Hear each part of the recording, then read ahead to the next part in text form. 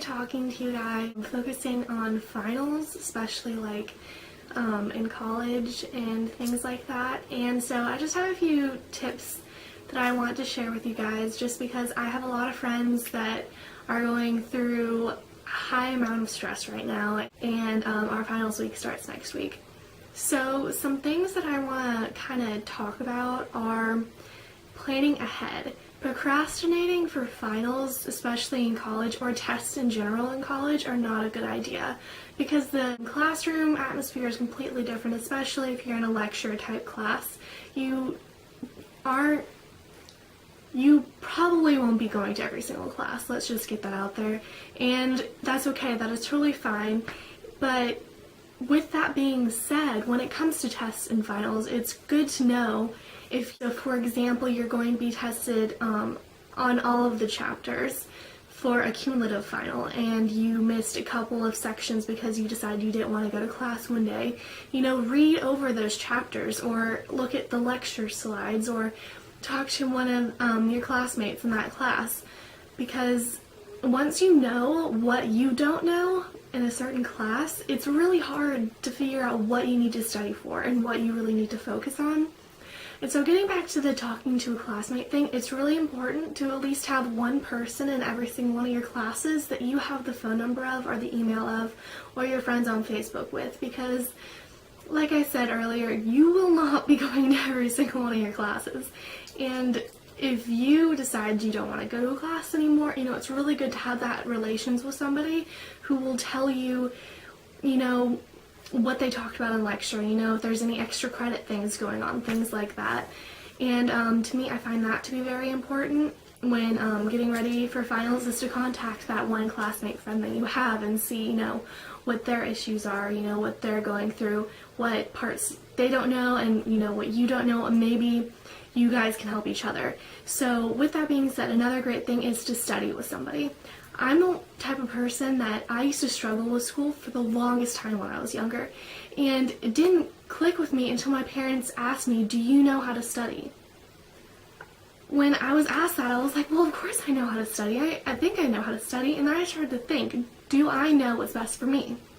So a lot of people aren't completely challenged in their middle school and high school grade level classes, so when you're in college, you may not know what's best for you on how to study for a certain test or final or what have you.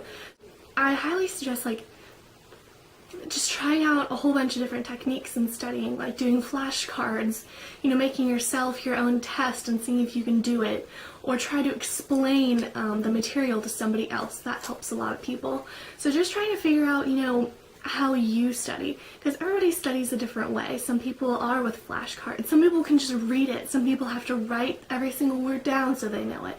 It's different for every person, and if you're a type of person that's struggling with getting things to stay in your head for tests and finals, I would definitely ask yourself, do you know how to study for what's best for you? And you should kind of just go through all of those techniques and see if any of those help. So another thing to keep your stress level down is to eat healthy. The week before finals begin, finals week, nobody wants to cook, nobody wants to make their own meals. All you want to do is go out, and that is totally fine, but when you are going out, try to stay away from the more unhealthy foods, because the more unhealthy foods you get, the more tired you're going to be. You're not going to have enough energy to have those up all night kind of days. And so eating healthy is really important. And also doing some sort of exercise. You don't have to go out running. You don't have to do the treadmill or elliptical. Just do a few sit-ups before you go to bed. Something to keep your blood flowing can really keep your hormone levels and your energy levels kind of going in the right healthy way. And also, before you go to bed, try and pamper yourself to relax yourself. Maybe put on a facial mask, take a bath, take a long hot shower, something like that to just calm your nerves down. Because the last thing you want is to be tired, exhausted, frustrated, and have no energy left. Because with those three factors, you're not going to be able to function at your fullest to either study or take the test.